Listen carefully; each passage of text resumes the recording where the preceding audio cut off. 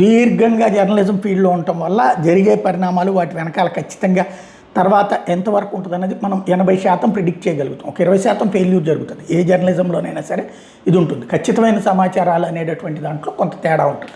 సమాచారం కాదు ఇక్కడ, వాస్తవంగా ఎనాలిసిస్ లేదా ఎక్స్పెక్టేషన్ అదైతే జరిగింది. నేను పొద్దునే ప్రస్తావించాను.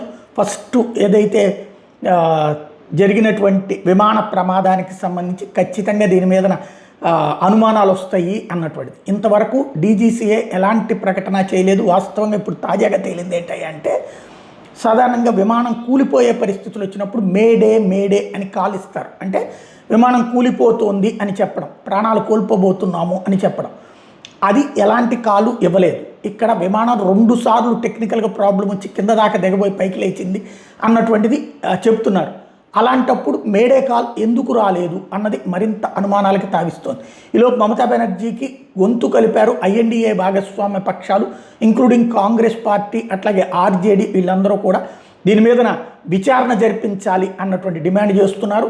డీజీసీఏ ఆల్రెడీ విచారణ ప్రారంభించింది, కానీ దాని మీద నమ్మకం పెట్టుకోవడం అనవసరం. ఎందుకంటే అహ్మదాబాద్ ఫ్లైట్ యాక్సిడెంట్ గురించి ఇప్పటికీ సరైనటువంటి రిపోర్ట్ చేయలేనటువంటి దద్దమ్మ వ్యవస్థ నడుస్తుంది డీజీసీఏలో. చివరికి బోయింగ్ని కాపాడటానికి పైలట్లని బలిపశువులు చేసేటటువంటి ప్రయత్నం కూడా జరుగుతుంది. కాబట్టి సరైనటువంటి విచారణ అయితే జరగాలంటే ఏ సిబిఐ విచారణ వేయాలా లేదా ఎన్ఐఏ విచారణ చేయాలా న్యాయస్థానం పర్యవేక్షణలో.